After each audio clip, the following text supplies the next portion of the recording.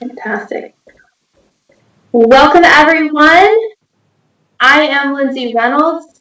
I am the Director of Enterprise Business here at Wacom, and we are so excited to welcome you to our last session of the night, which is our panel on how to prepare students for the next steps in their career and their education career. Today, I am graced with 4 fantastic panelists. I'm going to go ahead and give you a little bit of background on them, let them introduce themselves and get a little bit of background on them, and then we're going to start the discussion. So today we've got Deborah Krikun, Shawn Sullivan, Thomas Eaton, and Eli joining us today. And Eli, I'm going to kick it off and let you start with our introductions.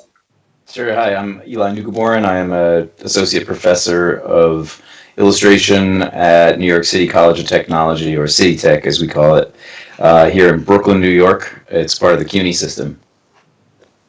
Awesome. And Deborah? Hi, I'm Deb Krikun. I'm curriculum chair of a new program at Westchester Community College, SUNY, Interactive Technologies. Fantastic. And Shawn? Hi, my name is Shawn Sullivan. I'm an animation teacher at Shawn High School in Sacramento, California, the Elk Grove Unified School District, and I've been teaching since 1993 in the area of animation. So, I love that. And Tom? Yeah. Hi, I'm Tom Eaton. I'm also based in Brooklyn. I teach animation at Kingsborough Community College. Awesome. Well, thank you all for being here, and thank you everyone who's joining us today. I know that you've been a part of some great sessions so far. You've heard Jorge Gutierrez share how an educator really changed his path in his life, and some of the challenges he faced when he came to entering the education and animation world, and how he had to be prepared, but he never was prepared in the way that he needed to be, right? And it was thankful to educators like those who are on this panel who helped him get started in his career and learn what he needed to learn and focus and drive to become the animator he is. So I also know that things have been a little bit crazy this last year, right? We've seen that happen. I mean, I think it's a year ago this week, right, that our whole lives dramatically changed. And our educators have had some of the biggest challenges of how do they help students, right? Especially in a way, and in an industry and a curriculum path, creative and in person, and that connection is so crucial. So, panelists, I want to start with just kind of a discussion about what has been one of the biggest challenges of last year, and then what's one of the benefits, right? There's got to be some silver lining to all of this. So, Shawn, why don't you kick us off? all right. I'd say one of the biggest challenges for me is this year there's been so many changes. It's kind of like for education, they've moved the goalposts on what's expected, what's happening, how we can do things, and staying up with that. You finally get your footing, and then all of a sudden something changes on you. That's probably one of the most difficult things. But I would say a positive thing, and I keep telling my students stay positive and find the positives of COVID. It has changed education. I feel it can be for the better. It is way easier. Look, we're communicating now, talking, doing. I can bring industry professionals into any classroom to help find those diamonds in the rough, get them where they want to go. And that is a true benefit. Awesome. Deb, what do you think? What have you seen?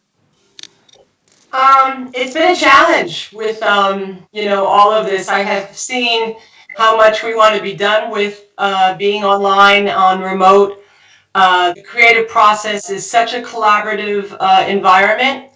I think all of us realize why we love the classroom. It's so parallel to a studio professional environment, which is why it's so important we teach, the cutting edge of the tools today.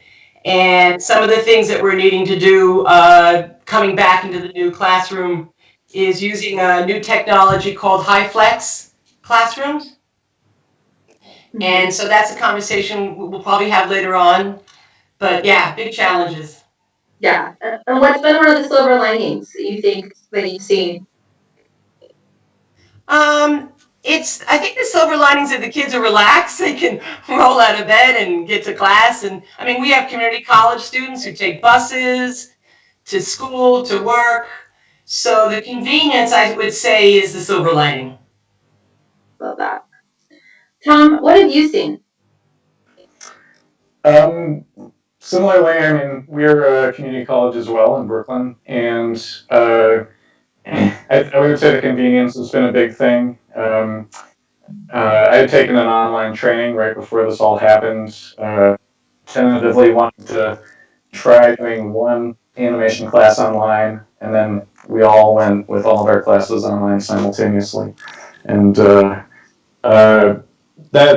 that was a big challenge, and I was amazed at how well the students rolled with it, like getting all the software on their own computers and being so independent.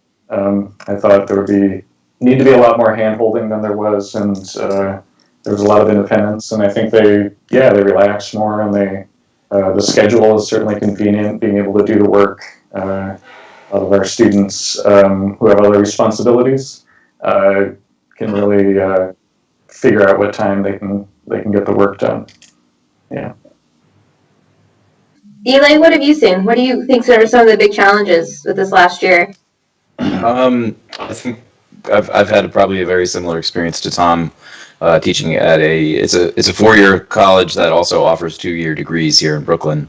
Our school is entirely commuter. There's no dorms, so we already had a challenge with developing community in our department and in the college as a whole, because there's one 2-hour or 2.5-hour window every Thursday for what they call club hour, and otherwise there's not a lot of communal spaces and things like that because they're maximizing the time. So it was already a challenge, and going virtual, I think, has really hindered that. And so we've ramped up as a positive. We've ramped up our virtual events and things like that, and tried to offer those kinds of things. I think everybody that teaches can relate to having cameras turned off being a challenge with connecting with our students. But I also believe that they didn't sign up for college inviting us into their bedrooms or living rooms, so that's totally their choice. But I think some of the benefits are, for myself personally, just learning all of these new technologies, and my deck game is stronger than it's ever been, and doing screen shares for demos I have a Cintiq and an Intuo, so doing different screen share demos is like a whole different thing than having the students crowd around or even having it up on a screen, because it's so much more in their faces, literally. But I also think another benefit on an interpersonal level is the ability to do one-on-ones, basically have office hours anytime, because I don't have to get to my office and they don't have to get to my office. And so I can, it's like, oh, you're busy during my Thursday office hours, so you free at 10 o'clock on Monday, let's do it. We'll meet for 20 minutes and I'll help you out with this thing, or I can do advising like that. So that's actually been knowing that this is something we can do forever moving forward is really kind of a great thing. So we're not limited by the meet space. Right. Yeah. Yeah, that's a great way. And I have to ask really quick, has anybody been Zoom bombed? Some of the educators I've talked to, that's been a challenge. Has anybody here been Zoom bombed? Okay, hey, that's a win right there, right? I've had a couple of people tell me that was a big fear. It happened a lot, so that's a good one. It's learning different technology. I love hearing that. I think that you guys' perspective is fantastic, right? It's just there is that challenge of that connection with students is definitely harder. You've got to be more creative and more intent, really have intent with it. But there is some of that flexibility of being able to meet on their terms, right? That just is a little bit different that we haven't had before, which is a perk of the virtual world, because now we can all be in different places and different time zones and be presenting to everyone here, and they can join in on their turns as well, right? So it's a great way to exchange. So with this, kind of talking about how you're preparing for next year, right? We know we survived the first year. We're heading into year 2. We're wrapping up. I don't want to say wrapping up. We're in the middle of this school year-ish, right? But we're also starting to think about what's happening next year and how are we going to evolve to kind of meet these two different worlds that we've been living in. Deb, do you want to talk a little bit about how you guys are thinking about it and how you're preparing the staff and the students for what's next? Well, I think everyone, fortunately, is experiencing this change in all industries. And so I think every institution and business is reevaluating their time together, how they get together, and when they are together. And as I mentioned, the high flex, we're trying to teach a classroom where the enrollment is higher and there are actually physical students in the classroom as well as remote. So that's what the high flex is doing for our students that we'll be utilizing for the very first time in the fall. And then I've come to realize through the design process that what our students are needing, because everyone is learning all these tools, which is fantastic, which is why we're having this conversation tonight, but that the collaboration of working off of each other, being self-critical, critiquing, inspiring each other. So I feel there's a real need for more socialization assignments so that we're more engaged and more involved, especially since what we've been through. Yeah, I love that. As you guys might know, I love more socialization. I'm a big fan of that in any situation. So I think that's great that we're adding that into education, something you're thinking through. Yeah. Eli, what about you? What are you guys thinking about and focused on for the next year? Well, just regarding socialization, it took me 3 or 4 weeks, maybe more, when we first transitioned to distance before I realized that there were breakout rooms. And boy, was that an amazing discovery in terms of allowing them, so it wasn't just me and a sea of, they fall into listen mode where put them in breakout rooms and the socialization starts to actually happen in a much more organic way. But yeah, so City Tech is currently trying to plan for there are a few departments that we have nursing and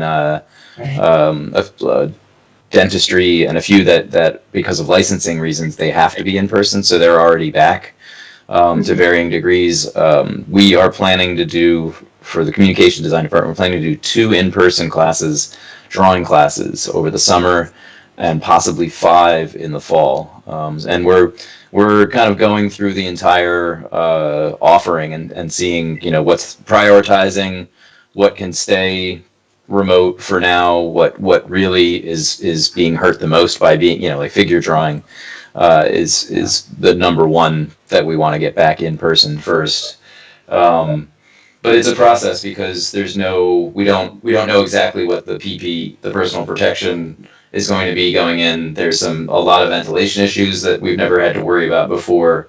Even if everyone is vaccinated, and then there's that as well. There's the protocol for getting into the buildings, and if students, like I know LIU has a thing where students can opt in or opt out. They sign up for the class and then they can choose whether they want to be remote or in person. So that may also be, which again increases the load for the teachers to have to teach people in person, but then also that are watching you on a screen or on camera. So there's so many moving parts, and I think, was it Tom? Somebody said something about how might have even been you, Lindsay, that you kind of get used to things and then it changes again and it changes again. So the reopening is just, it's not just certainly not going back to normal or the way things used to be. It's a whole new set of problems to solve. Yeah. Well, and this is why we do a BYOP, right? Bring your own pen is one of Wacom's pieces, because for sanitation, yeah, that's our number one recommendation for is bring your own pen. Because it's the cleanliness is a challenge, right? And rethinking how the classrooms are set up and how are you using technology differently. It's a big one. Tom, what about you? Go ahead, Deb. Sorry, Lindsay. I wanted to make a note because that was one of the conversations about keyboard. Bring your own pen, exactly, but the keyboard. And I just think gloves. if you can supply lotion, you can supply the gloves for the keyboard. Yeah, definitely. Yeah. Well, and workspaces that are assigned, right? Small groups assigned to certain workspaces, right? Also helps with that. But that's not what we're here to talk about, because I can geek out on that. I want to keep us focused on the topic at hand. Tom, let's hear from you a little bit about some of the things that you're thinking about moving into the next one. Yeah, I mean, we actually were having a meeting about this today, about like what the fall would look like, and there's so many different combinations you can have. You can have like we're not sure if we can have all in person, but some of us would like to do that. Some people are cautious some professors are cautious about that. We're not sure how the students feel about it yet. You can have a hybrid online class, sometimes in person, sometimes online throughout the semester. You could have it be mostly in person with a camera streaming everything. There's just so many variations that, and we have to make decisions soon about all of this. So, but I think I know I want to teach in person as soon as possible, and and get out of my home. But I think a lot of these things are here to stay. Like, the flexibility of online teaching, now that everybody has discovered that, and our students have, we've seen how much it benefits our students and their schedules.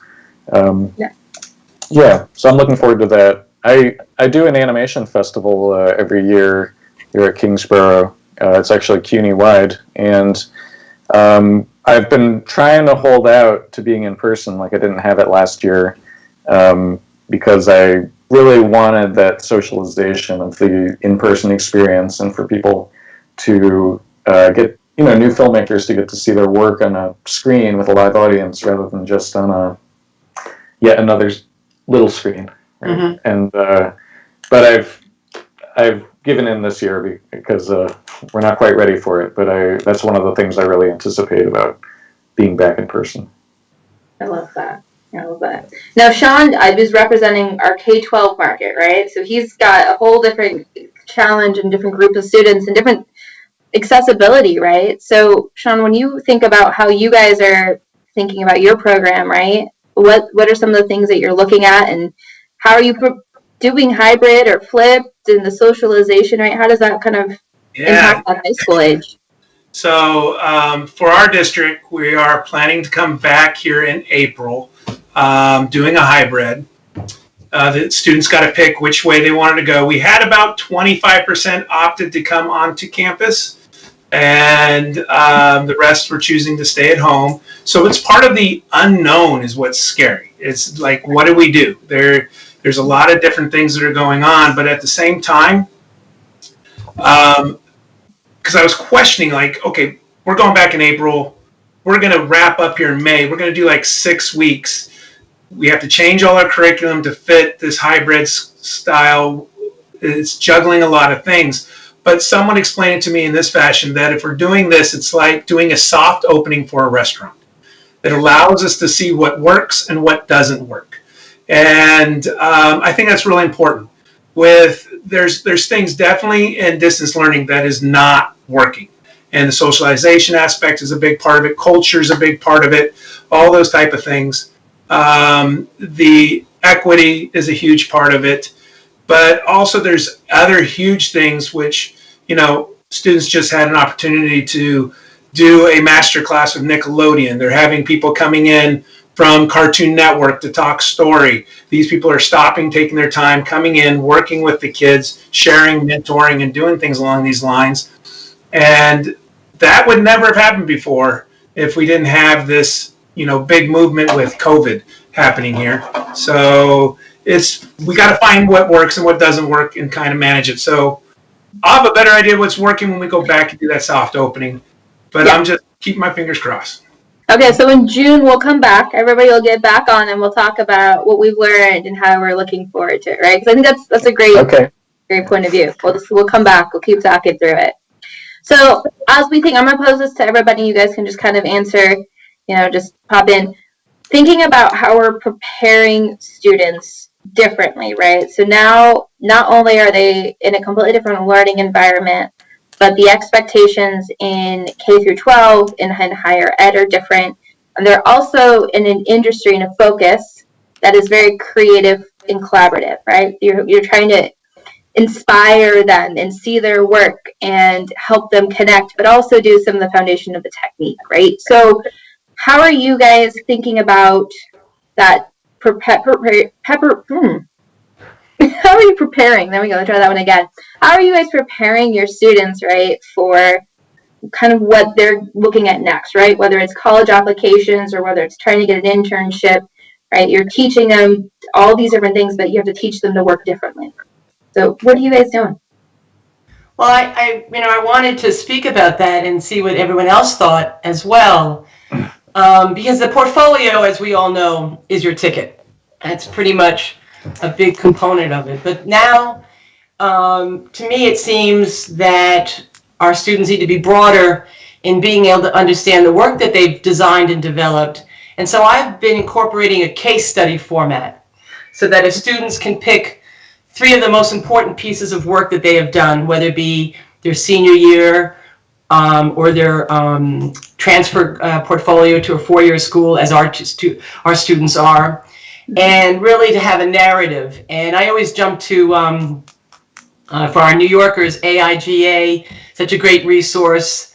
They have phenomenal case study examples, and it basically encourages students to speak about their work in an analytical way. So I would say that that's one thing I now have them incorporate into their visual portfolio. So I'm actually the course leader for my department's portfolio class, and I teach it tomorrow. Tomorrow's the first day of their midterm presentation. So one of the things that I wrote in the pep talk email I sent out earlier today was for them to focus in getting their presentation ready, to focus on the why, not the what. We can see, because we can see the what, That's but right. if they can talk about the why, then that communication is really what makes the difference. Being able to speak about the work, and in a way, it's being able to sell yourself. Yeah. Through the belief and enthusiasm in the work. So yeah, I 100% agree with what Deb's saying. I think it's also I focus the old sort of statement of purpose, or whatever that line was, the generic I'm a fast worker in a high-paced environment, or whatever the thing was. I think that's also I try to talk a lot throughout the semester about the idea that that's gone, and what's replaced it is the about me, the kind of the contact page, the about me page, which, like Deb was saying, that's the narrative. It's what is your story, because we don't want to work with a generic, nobody wants to work with anyone generic or some sort of super designer or whatever it is. It's we want to, you're going to sit next to a person, you're going to interact with and collaborate with a person. So process book, that's the case study. I talk about process books as well, that showing, lifting the hood when you go to MoMA and you look at Starry Night, you want to get your nose up on there and see the bristles that came loose from the paintbrush, and everybody who you're going to be interviewing with, they've been through this, and they know, they can look at it and know what it is and if it's good or not. But seeing how you think is such an important thing to be able to show. Yeah.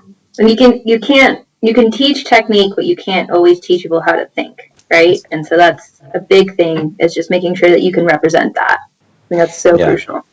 Yeah, and because there's, the transition was almost unanimous to strictly digital presentations for portfolios. But right now, the idea of them having to print up business cards is kind of like, I have them design them, but wait until we're back out in public before we print them up. So it's all digital presentation. So finding examples of effective, finding people that they look up to and seeing how they present themselves, and how they present their work, how they tell their story, so that they can imitate and create their own when they have to apply for internships and apply for jobs.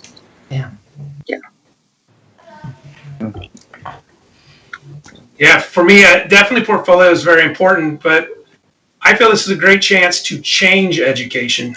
And I actually want to go back to how this industry was originally done. It's how I learned about animation, which is apprentice style teaching. So as teachers, we can give them the skills, but bringing in industry folks to find those diamonds in the rough, to help share with them, guide them, fine-tune that aspect for them, and also learn those soft skills with them. There's basically 3 things all studios want, and one is, how fast you work, how talented you are, and how well you get along with others. And that how well you get along with others is no bend on that one. But your fast and your ability, how good you are, they're willing. If you're really fast, they're like, we'll work with them and get them better. And if you're really good but you're slow, we're like, we'll get them to go faster. But they have to be able to work with them. And this is how, here in California, arts, media, and entertainment is the largest job sector. And I'm hearing from companies that they do not have enough right now with COVID. The place that's thrived is the area of animation. And they do not have enough people to fill these jobs. And I was like, hey, come in and work. So we partnered up with Women in Animation and various different studios where you don't have to, I'm in Northern California. I'm like, you don't have to send anybody. Just come on in. We'll find you the top people. And that's what we do with Animation Intern. And I'm also working with a nonprofit called Creator X where we're doing this apprentice style teaching stuff. Nice. And Shawn, we're hearing that across the industry as well, right? It's just that there's so much content being created right now that they don't have enough people who know how to use the technology, how to work with it, and then have that skill set, right, that you just mentioned to do Absolutely. It. And community college is so important because this is a great place to go. It's the best bang for your buck for education is what I tell the kids. I was averaging in my program of 36 students in my advanced class to get 3 students a year into CalArts, one of the top animation schools in the nation, who only accept about 25 students a year. And I was doing 3 a year with them. But my students started coming back and telling me they're $250,000 in debt. I'm like, whoa, I stopped thinking about the cost issue. And it's like, we got to fix this. We got to get with the education groups that can give them the skills, give them the knowledge, and then also connect them directly to the studios. There's no reason to be $250,000 in debt for a job that you don't even need the degree to do. But it's important to be able to have those skills, and that's where they need to go off and do that education side of it. Yeah, I definitely agree with that, and I love the opportunity that we have, like in schools like CUNY and SUNY, to develop these programs as sort of alternatives to these much more expensive schools. I know that we have an introductory animation program at Kingsborough that's part of graphic design and illustration, but there's a number of places within the CUNY network the students can move on to, like City Tech or Lehman College has a specialized 3D animation program focusing on 3D Cinema 4D. Yeah. Queens has a really strong graphic design and motion graphics program. So it's neat to see that, and I think like Shawn said, if you can bring in, apprenticeship is certainly the way to go if you can make that happen. We try to arrange internships and with our clubs certainly get guest speakers in and professionals to come and talk to the students and see what they're doing. It's actually easier than you think, and with now and today, because they don't necessarily have to be in the studio. That's one of their biggest concerns. And one of the things we're talking about is doing work-based learning projects together with the professionals for that internship process. And like I said, this is what Animation Intern does. We actually did our first test case. We had a young lady that was 19, straight out of high school, and we were able to get them partnered into Cartoon Network and did the internship there. She was one of 2 people hired out of the apprentice program that they have, and she is now moved back home, working at home with mom and dad, earning 6 figures as a storyboard artist. And this year we had 6 students that got paid internships. And it's not just animation. We also need to think about internships for below the line stuff, from production assistants and things along those lines. That's another way to get your foot in, editing, all these different aspects for them to be able to do things. And there's lots out there, and that's my sole purpose. That's what I'm trying to do. So it's not, like I said, I'm in Northern California, and we're reaching schools throughout the nation doing this with them. And that's amazing, right? Because I think access, right, and accessibility is so huge with students, and I think that kind of plays into that. We're seeing, you know, there can be a divide happening, right, with education the way it is, and getting that is a huge concern. And we know education is so crucial for, I won't go soapbox or something, but, you know, so crucial for our society and our community to really build strong participants, right? People kind of that next generation. So kind of just building on that, how are you guys looking at programs or supporting underserved population, at-risk students, making sure accessibility continues to happen, and then access to technology, right? We know that's such a big thing to be able to have that insight and skill set. Yeah. You know, as a community college, I think, you know, or just even as our state universities and city university colleges, we're very conscientious of that. And we can only do so much, especially as we all know what we've been through, having poor internet access for our community of, you know, residents was a challenge in itself. But hopefully, you know, the administrators can work on that. But I do think that giving them internship opportunities is critical, and being able to apply the skills.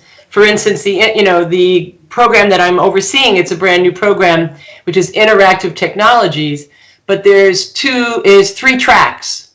So there is digital marketing, sort of what Shawn was speaking about, that there's other jobs, and then there's web design and application design, and then there is computer animation and game design. So those three tumble into each other, and they have core foundational courses that they all need. And so having them understand and contextualize what they're learning to relate to their experiences in their world. So, you know, the aspect of having technology on campus, like the large screen tablets and the stylus, you know, often they don't have that.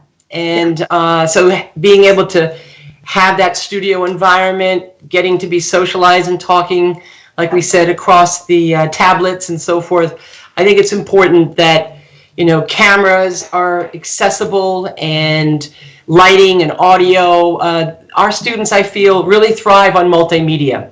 They love it, they live it, and I think the whole contextualization for them. So that's why our campuses, especially the state and city, are critical to have this emerging technology, you know, moving into VR, moving into things that no one else would really be able to afford. So I really appreciate that opportunity to have that, and being on campus is part of that. You know, they're not going to have it at home. I mean, just the fact that Adobe gave licenses, you know, to at-home students, that was critical. I mean, we had to pay for it, but it wasn't as expensive that I think as it could be. So I think that's another one. And then I think open educational resources.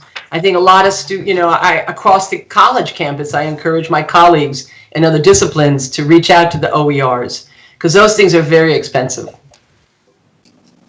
Yeah, definitely. Eli, what about you? What are you guys doing at your school?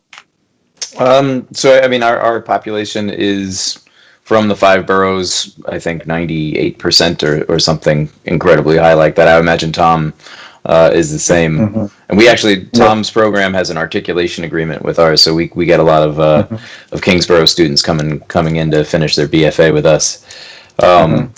It's been a real challenge. I mean, there's a lot of students who are calling in on their phones because they don't have internet. We made a number of, there were some laptops initially, then there was the first stimulus, which the college got some money, which was put towards technology. There are cameras that we've lent out. We had some Intuos tablets or something possibly newer that we also were lending out. But those resources were meant to be shared among the entire department. So, a class comes in and uses them, and then the next class. So once they're with one student, it just feels, it's the gaps that were always there just feel even more pronounced. And I think, what is it? It's 70. I can't remember the percentage, but a very large majority of our students are on full financial aid, and that's That's right. with having the lowest tuition. SUNY and CUNY have the lowest tuition of most colleges in the entire country. It's $4,500 a semester, I think. So it's, even with that, our students, most of them, the idea of buying books and things like that, or having to, they can't go out and get a new iPad whenever they want. So it's been a big challenge, and just adapting for that. We try to have no textbooks or no textbook costs whenever we can.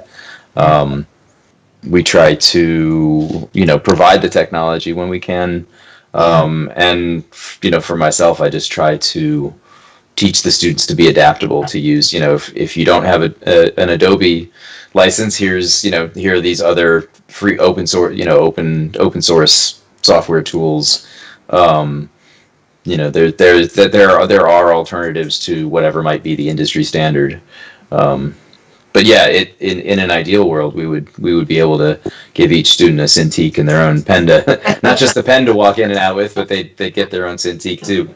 But we're not there, and it's tough. I think our students are also really creative in the way they approach the education, and I think they, not having largesse means that they're used to adapting and being creative with the limited resources. Yeah. Mm-hmm. Yeah, I agree with all of that, and we have very similar experiences. I feel like we have a good amount of Wacoms to loan out, but the other issue is just that it's hard for students to get to campus. We have a lab technician who, because of regulations for COVID, is only able to get, on campus once a week at best, and then for all the students' schedules to line up, to have the free time to go down there just to pick up a piece of equipment, it's certainly a real challenge, despite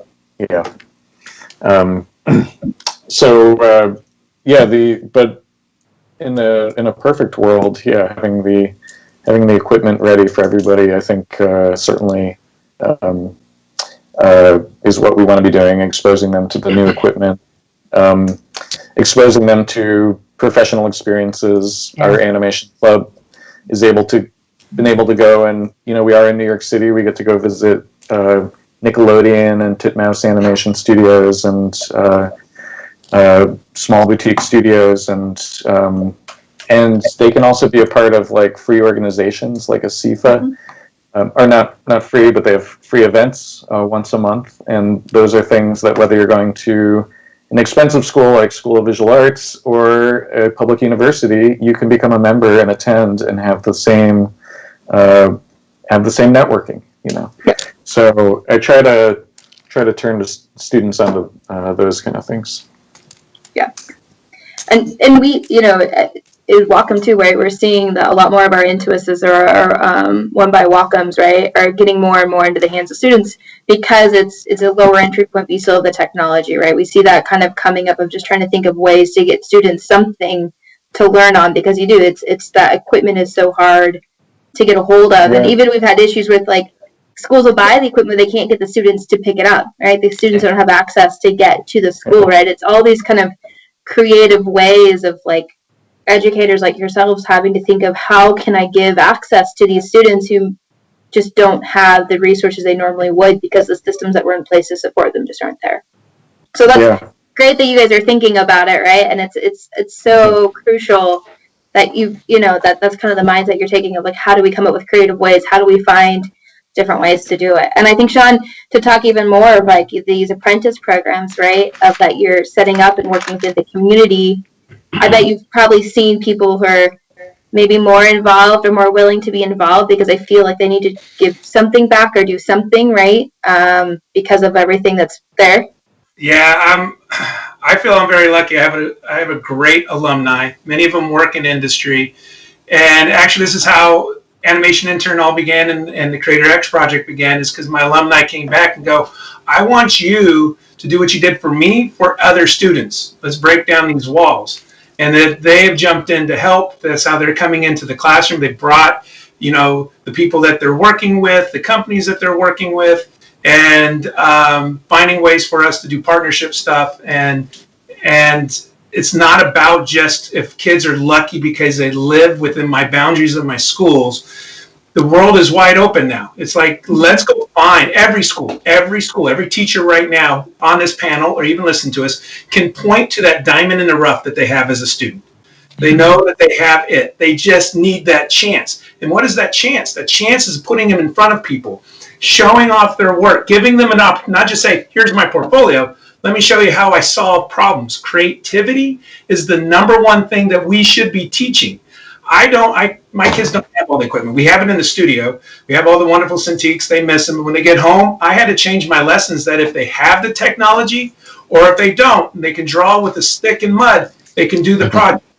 And that's what needed to be done. And just show me how you're going to creatively get your points across. We were talking about the underrepresented communities. That's so important, not just within education, but within arts, media, and entertainment, showing that there's actual jobs. I'm tired of hearing from people saying starving artists. It doesn't exist, and that the jobs are out there for you to be able to go and do these things. And so that's the key. So I go back to saying creativity, not only as teachers on how to teach it, but also having the students to have the tools to be able to understand how to use their own creativity abilities to be able to make things. Well, you have That's your enthusiasm right there. Because I asked everybody to bring their pen, and he did. So that was perfect. I actually, Shawn, as you were talking, it made me think of how I've changed my curriculum in my illustration classes, and I realized that one thing I've done is I used to split the semester between traditional and digital, and now I give them the option of doing all digital, and most of them take that. Most of them work all digitally now, so that's been an interesting transition for myself as an educator to not privilege or to not be able to privilege one over the other. Yeah.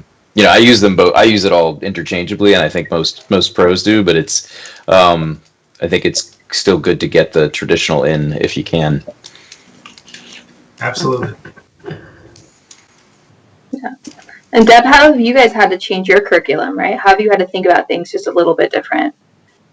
Wow, that's a biggie for me because I spent about 15 years in the art and design department, and but really wanted to break out to offer that 3-track opportunity. So I'm a big advocate of encouraging my designers, my graphic designers, to learn how to draw, and then my students who know how to draw to learn graphic design, and letting them know that code is not something to be afraid of. They really can embrace it. If I can do it, they can do it. That's sort of the message there. And, the whole context of helping them to understand how creativity involves everything that we live with. I think to contextualize and, take a cereal box, take it apart in front of them, take it completely flat, and help them to understand, the process of going from 2D conceptually to 3D and then to interactive design and to time-based. I'm very excited about the time-based component. I think this whole VR environment, I had come from the 3D animation studios of Robert Abel and Associates and Digital Productions, and so I was very fortunate to be with them. And I'm just working with John Hughes now, Institute. John Hughes is Rhythm and Hughes studio, and John was my supervisor.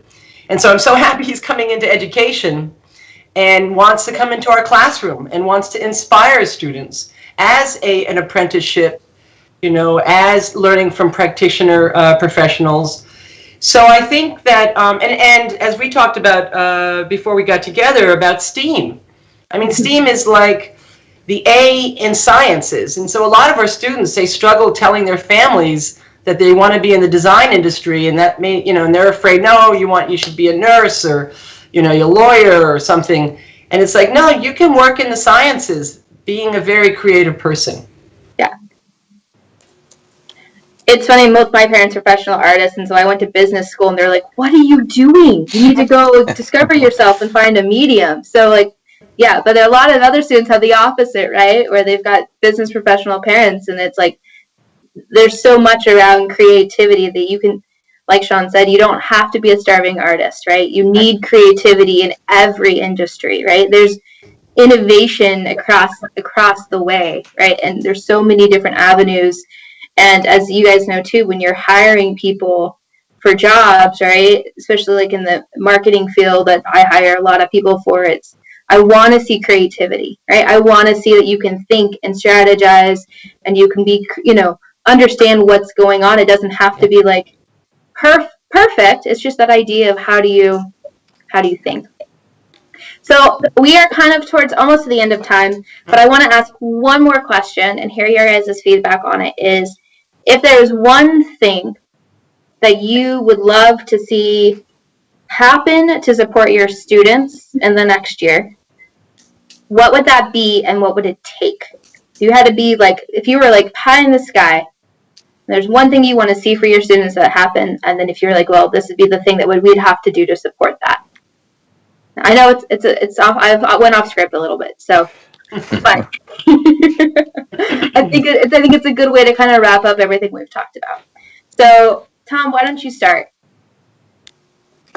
I immediately think of a high-speed train to get to our campus. We're kind of far-flung, but at the graduation, sometimes the speaker says, "How many hours was your commute?" And we have people coming from, like Eli said, the 5 boroughs. Some people come from Staten Island or Harlem, and it's surprising. But yeah, you wanna get everybody there and just ready to work and ready to use the tools that you have. And again, that's kind of been the nice thing about the silver lining to the pandemic and being online is the instantaneous zero commute quality that we've had, and just maybe being able to focus on the work a little bit more. Yeah, that's what popped into my head. That's good. I love that. Deb, why don't you tell us what you would want? Wow, I'm dreaming now, so it's kind of like I got a whole list. I think that my husband is a community college professor, and he teaches music. And we love our students, and we realize how much we mentor them. And so that relationship, when they stay connected with us, when they leave, like Shawn was talking about, and we all know and have had students like that. So I think it's building relationships and knowing that we are a resource where they can access technology, state-of-the-art experiences, build the confidence, build the social skills, and really have the administrators to understand that we are creating innovation. And for us to think us out of the box that we've been sitting in for as long as we have been, it's really important to keep the creative arts alive and well-funded in our schools critically, because they will be able to think out of the box. We've been introducing Internet of Things, robotics, things that are really exciting. And so I just want that opportunity for them. I love that. Eli, how about you? Yeah, I think the first thing that popped into my head is to be back in person and safe, safely in person. I think anytime we're in, whether it's just a department meeting or we've been doing some kind of town halls, we have 80 some odd adjuncts per semester. So if we could, whenever the topic of being back in person comes up, people get excited, and it's like people who love going to concerts getting excited about going back to concerts or sporting events or something. But for us, we just want to be in the room with with our students, to be able to, put your elbow on the table next to them and point stuff out in their drawings and their work. But I think, following with the conversation we've been having, I think to be able to go back in person with all these new skills and without losing the benefits that we've gained in terms of some of the ease, whether it's the commute that Tom's talking about or certain things that there's become a lot less friction out of necessity. I was joking on a department call earlier today about, some of those photocopied forms that have been photocopied once in 1996 and it still gets photocopied again and again and again.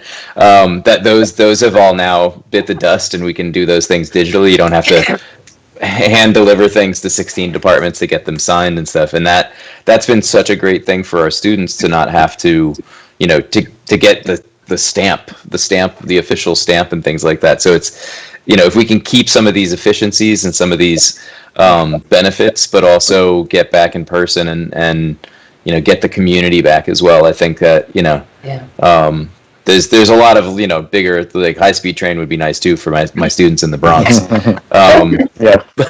But I think, just the community is the thing I miss the most. Yeah. Shawn, what about you? Lindsay, that's dangerous asking me about pie in the sky. My pie and my sky is huge. So, and actually, we're working towards it here in Sacramento, the city of Sacramento. What I would like to do is actually create a full-blown studio that has an educational base to it that basically becomes the farm league for industry. So they're actually working on projects that are going out to all the streaming wars aspects that are going on, but students in class can also work on these projects, not only getting units, but more credits on films of actual working on this thing to help develop their portfolio. Yeah. And we're very close to the city of Sacramento is talking about giving property to do this, and various different people are coming in extremely interested in going forward with this idea. I love that. Well, I want to say thank you to the four of you who are dreamers, who are helping kids dream and think and learn and be creative and connecting them to what's happening and being a part of it. Everyone who's on right now, as educators, you too are being the ones who are helping build dreams, right? This is so crucial. We all know, like Jorge talked about earlier, there's one educator who makes a difference in our life, right? There's one educator who said the right thing, to us that one day. I can think of Mr. Dykema was my teacher, just so you guys know. But he was that one teacher, right, he said the right thing at the right time that kept us focused and motivated and excited about what's next, right? And so I really appreciate you all being here today and talking about what's next and how you're creating creativity. And we're still focusing on community. And hopefully someday with Wacom, we'll see doodles on the edges of worksheets again, digital worksheets, so we can see what the kids are thinking about, right? That's the thing that I want to see. And so for everyone here, this educators on here know about Wacom and how we can support their students and their programs. If you guys have questions, my team is available to talk through it more. We want to be able to facilitate conversations, and so technology isn't a burden, right? Technology is something that is supporting this creativity and keeps going. We've got 2 more Thursdays, next Thursday and the Thursday after, of more panels and discussions through Wacom on our thINK21 Summit. So there will be more people out sharing ideas and ways that they're looking at education differently, how they're supporting K-12 and higher ed and creative education and all the different things that we're looking at. I want to give a big shout out to Jorge for speaking earlier today. We've got Joe McCormick and Fable Vision, and then Shawn and Eli and Deborah and Tom. Thank you all for being here, and the fantastic Wacom team who's been a part of this. So thank you all. And if you miss any sessions, it'll be on the website soon. And if you want to share this and show everybody how fantastic we are at thinking about dreams and creativity, happy to have that shared too. So thank you, everyone. Appreciate it. Have a good rest of your night. Thank we'll you see you so next much. week. Bye-bye. Bye-bye. Take care.